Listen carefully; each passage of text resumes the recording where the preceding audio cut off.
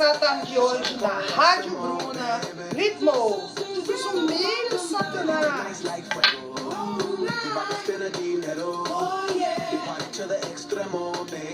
Jesus sumido Satanás.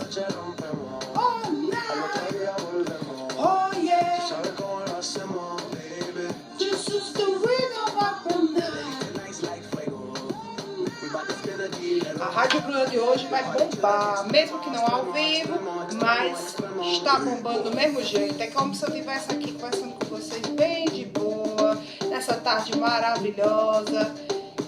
Então, só pra gente começar no pique, no grau, uma musiquinha, como sempre, pra gente relaxar, pra gente refletir um pouquinho. Refletir com a música ritmo é complicado, né? Aí é peso, né? Mas tudo bem. Então, a gente vai dar continuidade com o nosso conteúdo maravilhoso que vocês estão participando com a gota serena, que é a economia mundial. Estou adorando a participação de vocês, inclusive, pelo Meet, pelas aulas, as perguntas. Estou achando show de bola. Espero que vocês tenham também gostado daquele último vídeo, dos comentários sobre o vídeo também, que faz parte da questão da economia global. E que é muito importante a gente debater a economia. Afinal de contas, é isso que gera, através da globalização, um país, né? A questão econômica, os fluxos financeiros, os fluxos de capitais. E eu sei que vocês já estão ligados nisso aí. Vocês são os donos das criptomoedas, né? Vocês estão na geração das criptomoedas. Vocês estão numa geração onde os fluxos de capital são muito mais práticos. Cartão de crédito, crédito consignado, todo tipo de evolução tecnológica, vocês já estão, a gente já está debatendo e vocês já estão observando essas transformações diariamente na vida de vocês. Mesmo que ainda não sejam grandes compradores, afinal de contas vocês estão estudando para ser futuros compradores, porque o capitalismo é uma delícia, né?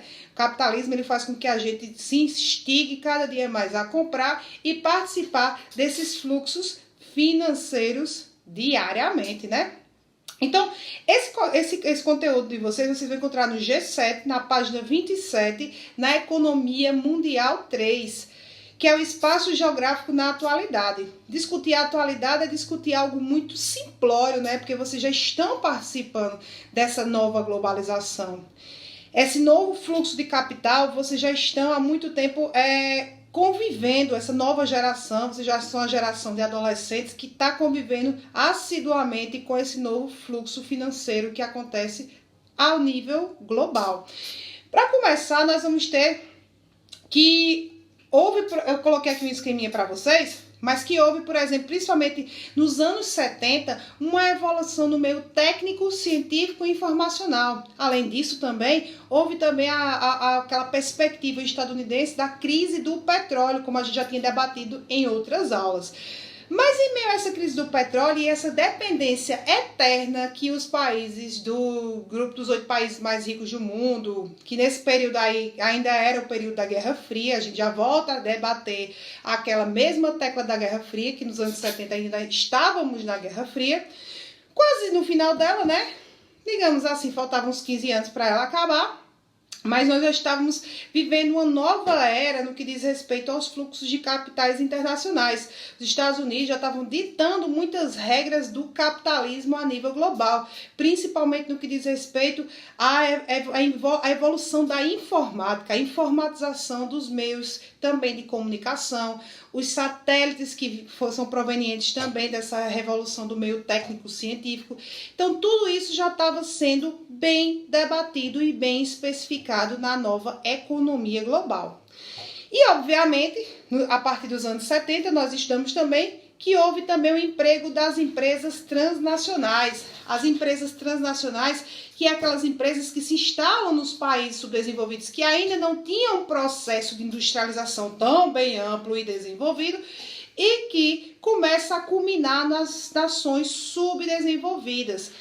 Que aqui, até os anos 70, nós chamávamos o quê? Que a gente aprendeu?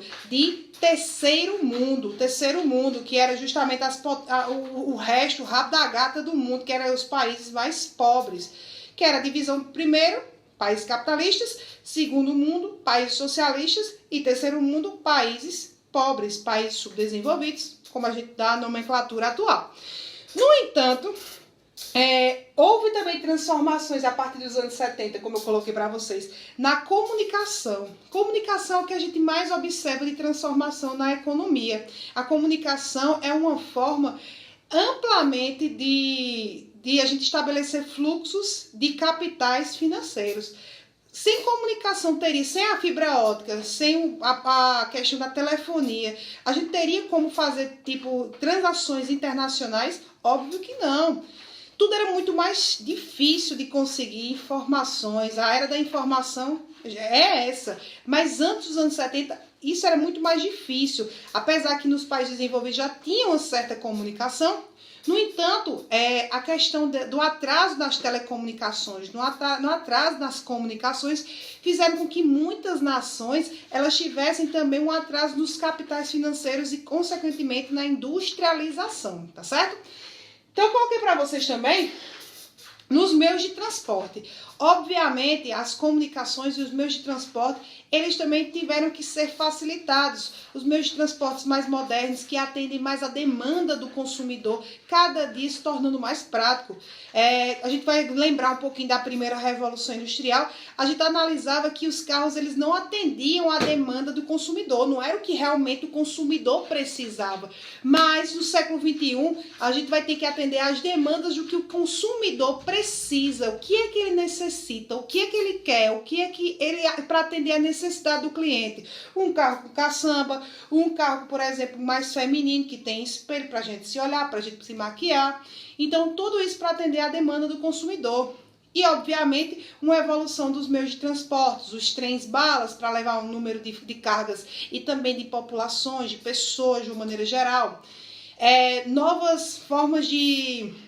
Os aviões ficaram cada dia mais eficazes. Então, tudo isso nos anos 70 passou por várias transformações. Além daquela comunidade riponga e tudo mais, que surgiu nos anos 70, aquela galera muito diferente. Mas além de ser uma revolução nos anos 70 sexual, uma revolução também nos meios de telecomunicações. O mundo ficou muito diferente dos anos 70, principalmente porque já estava eclodindo o que se tinha de tecnologia criada durante a Guerra Fria nos anos 60. Já explodiu essa questão de maior comunicação nos anos 70. O rádio, o cinema, a televisão, tudo isso também gerou um fluxo de capital. Os americanos aproveitaram bastante esse fluxo de integração internacional. Afinal de contas, não é à toa que a gente consome tanta porcaria hollywoodiana, né? Porcaria, professora? Nem tanto, né? Porque eu também assisto pra caramba. Nem posso nem falar. Acho que até a semana passada era Uma Vez em Hollywood. Filme muito bom, indico. Quentin Tarantino, engraçado pra caramba. Então, nós vamos ter principalmente aí também uma evolução no que diz respeito às comunicações e fez com que as nações elas também seguissem aquele chamado American Way of Life, que eu sempre repito para vocês, que é o padrão de vida americano. Então, tudo isso foi consequência dessa revolução dos meios da telecomunicações, das comunicações que ficaram cada dia mais eficazes. Nós vamos ter também a evolução na energia. Energia que, por exemplo, todos os países buscaram, depois da crise do petróleo, que aconteceu também nos anos 70, alternativas também para ser uma consequência no que diz respeito à evolução, além da evolução da questão das telecomunicações, nós vamos ter também os insumos da energia, por exemplo, evolução da energia no que diz respeito a alternativas, evolução na energia nuclear. A energia nuclear ela começou a ser utilizada em grande escala na Europa. A Europa, que por seu tamanho e também por ter utilizado muito nas duas grandes revoluções industriais, começou-se a ter o quê? A crise do petróleo. Então, a dependência do petróleo se tornou também uma porta para a entrada de outras fontes de energia na economia, por exemplo, a energia nuclear. Até hoje, por exemplo, a França utiliza mais de 70% da sua energia utilizada no seu país, uma fonte de energia nuclear. Então, outras fontes de energia. Atualmente, na Alemanha, a gente já pode pegar um contexto atual. Atualmente na Alemanha nós vamos ter basicamente uma substituição, né? Tiveram esse processo de energia nuclear e aconteceu aquele negócio lá em Chernobyl, aconteceu em Fukushima, aqueles desastres, né?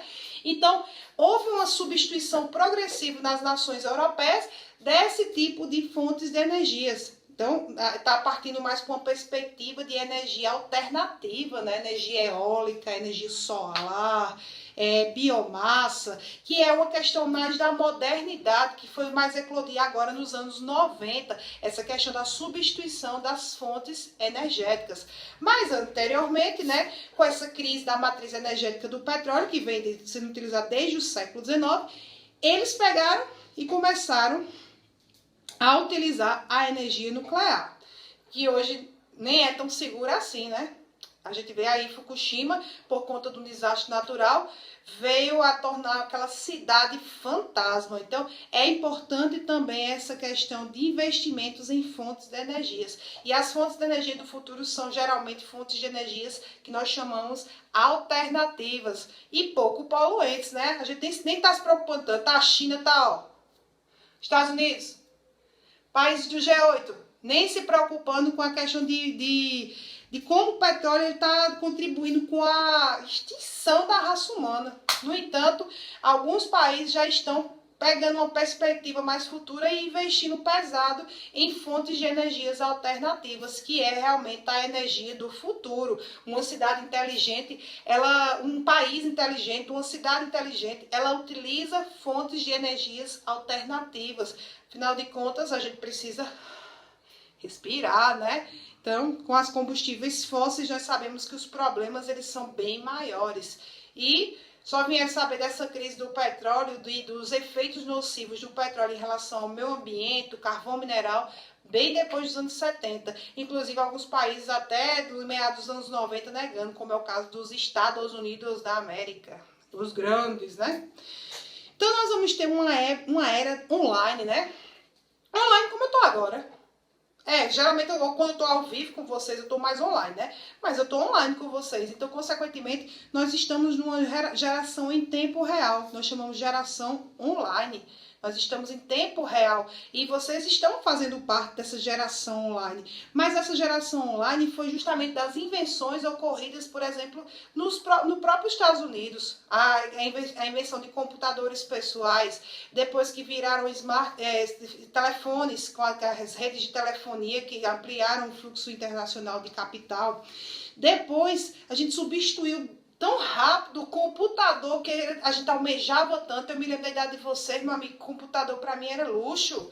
Na idade de vocês, eu já tinha, porque eu também não sou tão velha, né? Não sou, viu? Olhe, pense bem, for me chamar de velha, avise logo. Mas eu não sou tão velha, mas na idade de vocês já tinha computador, porque eu estava no ensino médio também, né? Precisava, mas nem todo mundo tinha esse acesso a computadores, por exemplo, nos anos 90 no Brasil. Esse boom da acessibilidade, dessa questão do inserimento da internet, da fibra ótica no Brasil, ela veio eclodir mais nos anos 2000, essa geração online, mais em meados dos anos 2000. Antes, para baixar uma música, era um mal moído. Eu era fã de bandas internacionais, era mais complicado ainda. Então, às vezes eu tinha que escutar a Calcinha Preta que o vizinho estava escutando. Por quê? Porque era a dificuldade de, por exemplo, de você acessar outras culturas era muito menos prática. Eu tinha que mandar, às vezes, gravar, eu me lembro quando era da idade de vocês assim, ou então a mais nova.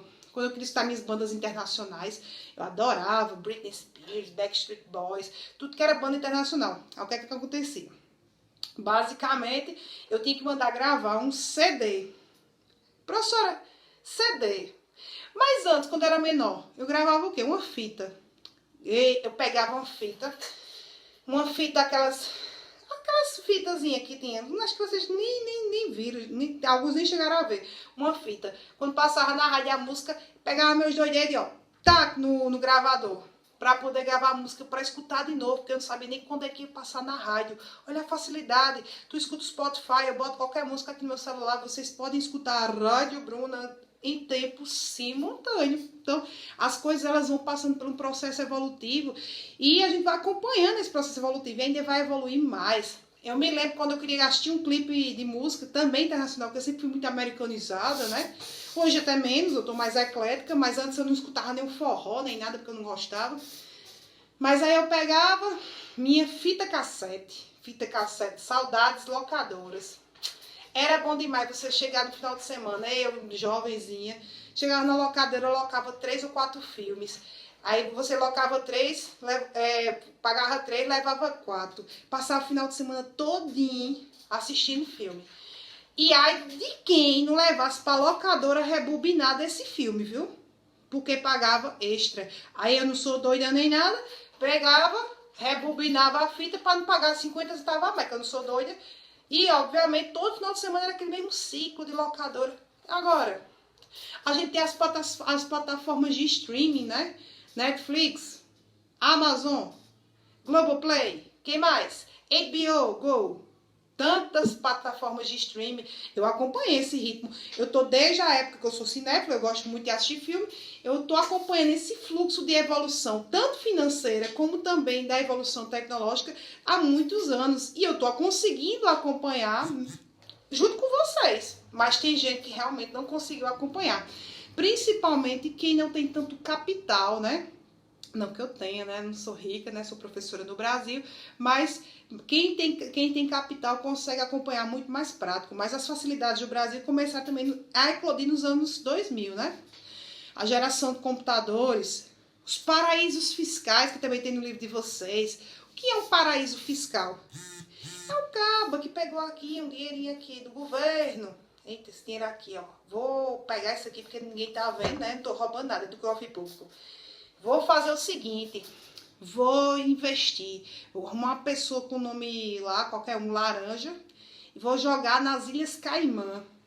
É uma ilha no Caribe, né? Ilhas Caimã, que fica no Caribe. Ou na Suíça, um banco na Suíça, que eu vou ter o meu sigilo, não pode quebrar o sigilo, que a Suíça, inclusive, ela aproveita dessa perspectiva de sigilo bancário para investir no próprio país. Inclusive, tem muito dinheiro até ilícito, que mas mesmo assim investe-se no seu país. Então, começaram a surgir também os paraísos fiscais, que é quando você investe seu dinheiro e seu dinheiro fica lá sem precisar declarar tanto de onde é que vem. Porque se eu pegar $1 milhão agora e lá no Banco do Brasil, vamos fazer milhões de perguntas e eu vou acabar presa, porque não sei, o povo não sabe de onde eu consegui, né? Então, nós vamos ter uma evolução também na biotecnologia, como a gente já debateu também, a robótica.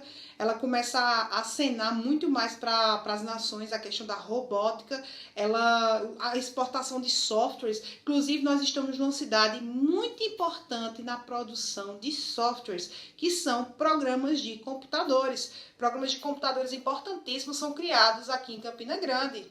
Inclusive, até tem empresas lá na UFCG, na UEPB, direcionadas à produção de programas de computadores, os softwares. Então, aqui no Brasil também de hardwares, né? O hardware é a peça, a parte física, né? Monitores, mouse, smartphones, isso aí são os hardwares, né? E o software, que é muito importante para as transações, inclusive você, quando vai fazer uma transação bancária, você utiliza o quê? Um software, que é justamente um programa, que é através de um aplicativo, um app, né, que a gente utiliza no nosso celular. Então, tudo isso passa por um processo evolutivo muito forte. Então, é uma indústria muito inteligente, por sinal. A gente produz, inclusive, nas universidades de Campinas, muito software. Mas, geralmente, esse software, quem absorve esse software são nações mais desenvolvidas, nações que têm capital para investimento nesse software. Já em Campina Grande, nós vamos ter essas empresas, mas geralmente essas empresas, ó, ela debandeia o nosso software, nosso programa de computador criado aqui para outros países do mundo. Tem inclusive até uma empresa muito famosa, acho que é Red, que é só de exportação de software. Tem um colega que trabalha lá na Red, que é uma empresa internacional, só que ele trabalha em homework, trabalha na universidade, e ele é engenheiro de software. E ele, no caso, manda esses programas de computadores, nenhum fica aqui, fica todos para questão do exterior mesmo. Então, nós vamos ter, como o Milton Santos falou, uma evolução. Tudo que eu estou falando para vocês é um processo estudado por Milton Santos, o maior geógrafo brasileiro, que ele dá o nome do meio técnico, científico e informacional. Nós vamos ter um processo evolutivo do meio técnico, científico e informacional. Outra questão interessante é a formação de organizações internacionais, que a gente vai também estudar mais, no caso, na nossa aula de segunda-feira, que eu vou detalhar bem direitinho isso para vocês, porque é de suma importância você entender a perspectiva das organizações internacionais. Como, por exemplo, a OMC. OMC, que eu vou dizer como é que é fundado, e se é em acordo com a ONU e tudo mais, mas eu vou falar sobre a ONU e tudo mais na aula de segunda. Hoje a gente vai só detalhar só alguma coisa, porque nossa aula é um pouco mais curta, tá certo? Então, nós vamos ter a OMC, que é a Organização Mundial do Comércio, que regula as tarifas comerciais a nível global. Nós vamos ter o FMI, que é o Fundo Monetário Internacional. O Fundo Monetário Internacional é justamente o fundo que é guardado entre os países do grupo dos países mais ricos do mundo, inclusive mais industrializados, para que um país pegue esse sistema de agiotagem, que é emprestar dinheiro a juros, para que, se tiver algum tipo de crise, ela possa sair da crise. Mesmo assim, é um programa de empréstimo a juros, o FMI, que a gente vai detalhar bem direitinho para vocês. Nós vamos ter a OCDE, que no caso, a Organização para a Cooperação e Desenvolvimento Econômico.